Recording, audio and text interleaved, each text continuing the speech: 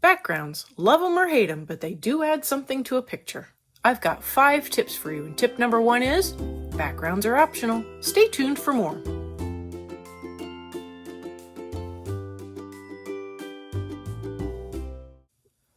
I'm coming in with a base layer of chrome oxide green, and here is tip 2. Pencil stroke direction can be important, especially with water. If you watch, I begin as usual not thinking about direction and realized about 3/4 of the way through that my water looked funny. It may not seem like it, but water has a direction. The ripples appear horizontal to the horizon, not vertical. So when working on water, keep your pencil lines parallel to the horizon or everything will look funny. I was able to correct this with another layer in the correct direction only because I used such light layers. Had I used a heavier hand, I might have been stuck with it. So part of that tip is also using a light hand to build layers, but I use that one all the time. Hi everyone, I'm Catherine, the artist behind Bigelow Fine Arts. Welcome back to the Kirby Rosanes' Worlds Within Worlds Whale Double Spread. This is going to take some time, but I'm trying to break it down into more manageable chunks. For this background, there will only be speeding. It just wasn't realistic to have real time for such a huge chunk of background. And it's not even the full background. As it is, the background will be broken into at least 2 sections.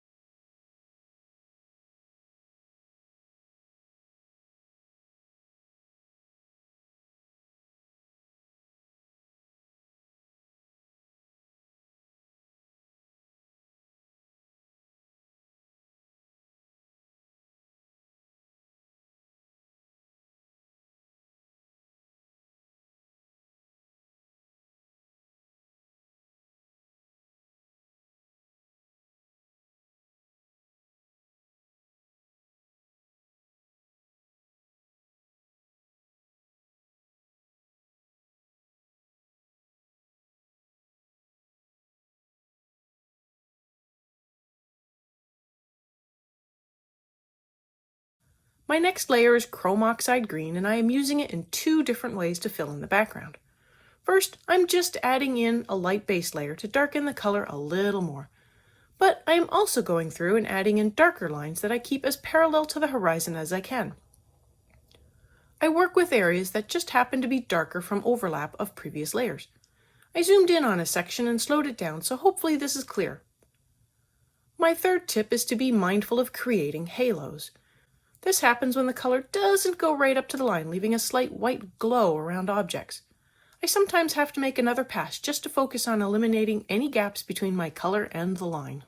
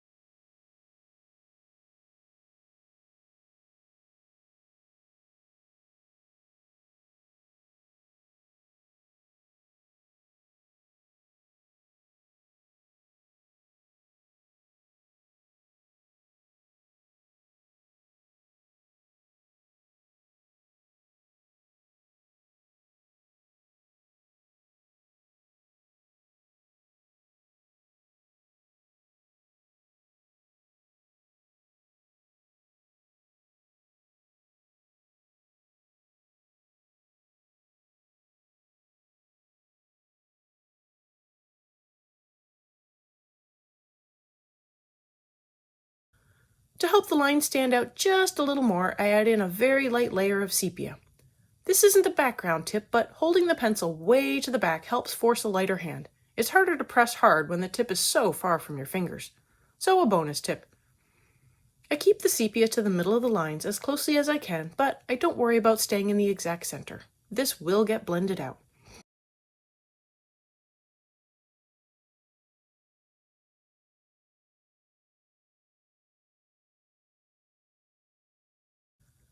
I come back in with more permanent green olive and I add in a uniform light layer over everything, but I also work up the darker areas with a few more layers to help fill them in more and to help blend in the sepia as well.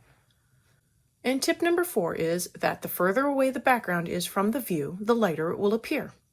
Notice how mountains in the distance look light blue? The same principle works here and can give more depth. So I want the horizon to be lighter than the foreground. I make sure to use the light pressure for the areas that should appear further back and more layers for the front, which should appear more detailed and darker. And to add to this tip, the further away something is, the blurrier and less defined it is. A double tip for the price of one. The lines in the front are more clear while the ones further back are less defined, softer, and lighter. The paper is flat, but that doesn't mean we can't give the illusion of things vanishing to the back out of view.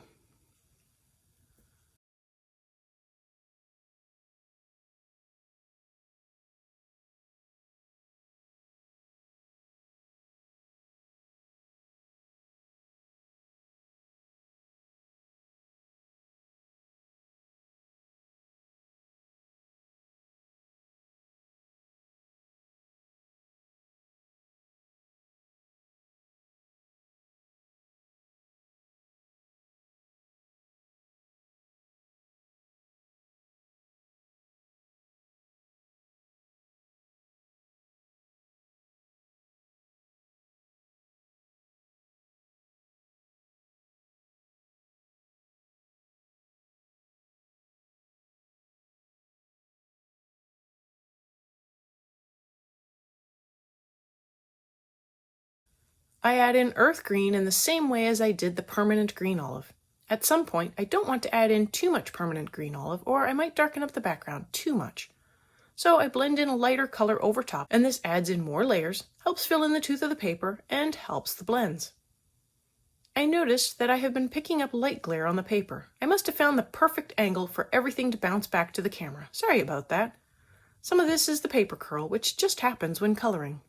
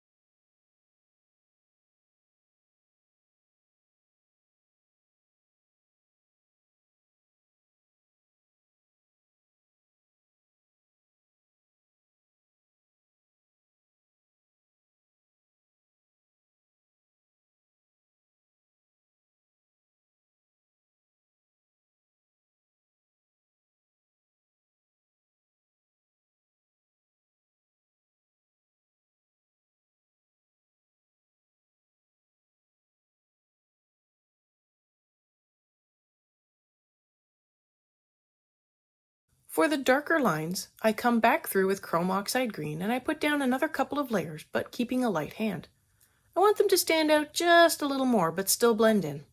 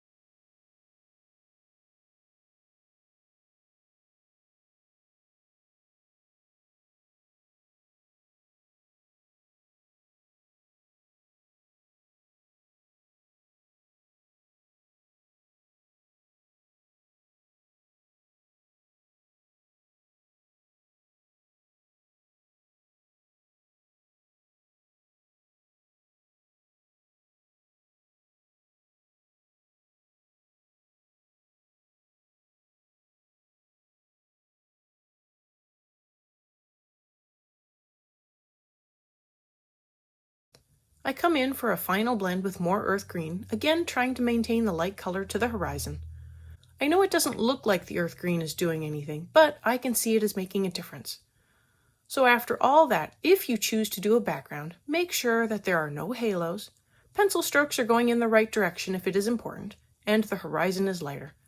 And if this is your first time here, welcome! This is the third part in this whale series as I work through this large 2-page spread. I have the rest of the playlist linked above. If you liked what you saw, hit that subscribe button so you can stay informed of when I post the next color along for this page. And if you're wondering about tip number 5, this one is a little harder to show, so I am zooming in for a closer look, but my darker lines in the distance are closer together than they are in the front. Focus on the section just peeking out from the other page. The lines are a little closer at that point, but further away, the closer to the bottom of the page they get. See the bottom left section for that. The angle of view combined with distance will cause this distortion, so I added my further lines closer together to show that distortion. And another bonus tip is layers. The more layers, the smoother the color will be and the richer the color will be. This goes for all coloring, hence why it is another bonus tip. I'm moving on to the second page of this 2-page spread, and yes, it will work up a little differently because my memory sucks. I have to leave notes to myself while I'm filming. I begin with a base layer of permanent green olive, and this time I begin the layer with horizontal strokes, and already it looks better. This is likely a small thing. With enough layers, I think even pore lines can be hidden, if you're using light layers. But I notice on the inner curl against the spine that the pencil tends to dig in more, and it is harder to cover up. So might as well avoid having to fight with unwanted pencil lines.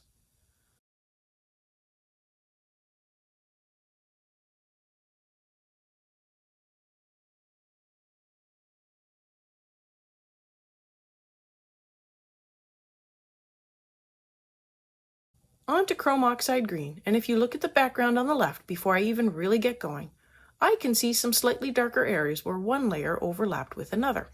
I will use those slight variations in the color, either from my pressure or the layers overlapping, and I will use them as a jumping off point for some of my darker lines.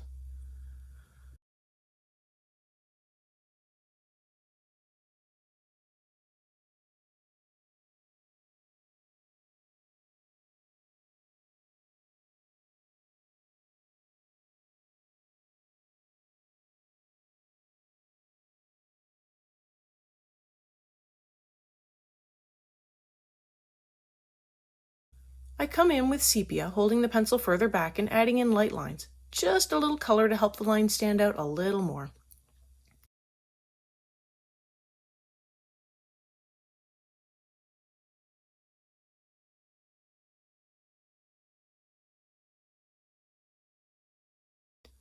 I add in another layer of permanent green olive over the whole area, but I also add in extra layers to the darker spots to prevent them from fading back too much. I am also focused on halos here, as well as making sure my stripes appear to be continuous when they go behind a stem or across the spine of the book.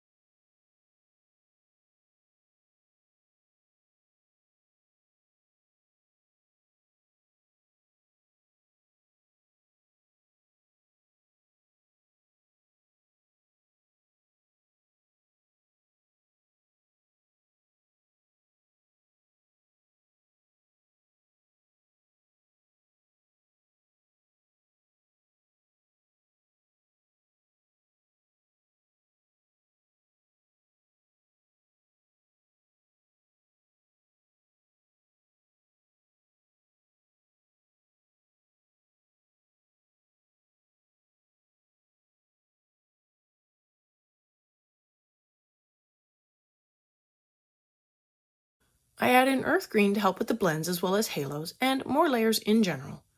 I again add in a few more layers to the darker chrome bands to help keep them from fading back.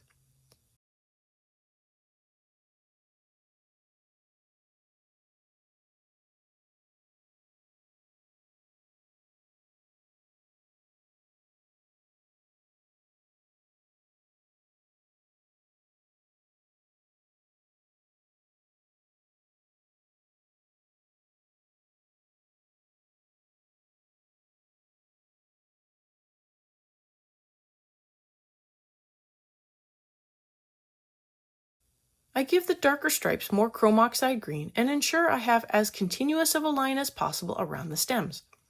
More than a few of mine didn't quite match up. Nothing a little thickening of the line didn't fix, or the green didn't even make it to the line, so I had to add in a little more to remove the halo.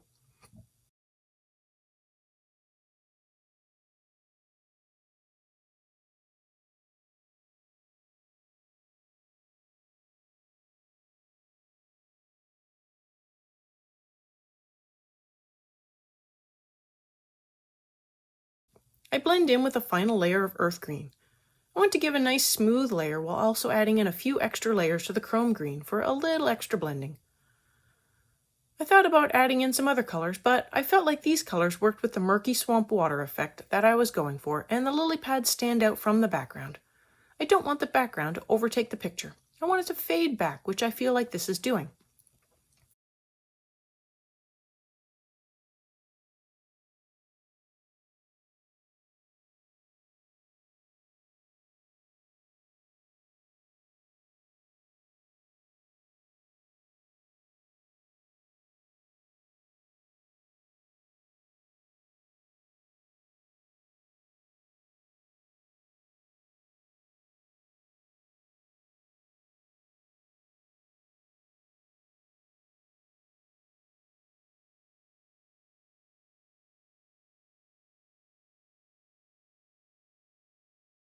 Thanks for coloring along with me. Let me know below or on social media if your background turned out. I'd love to know. I want to thank you all so much for coming along and joining in with me. If you found this useful, please like and share so others can also find this video. If you want more like this, I have another background walkthrough with lots of helpful pointers scattered throughout.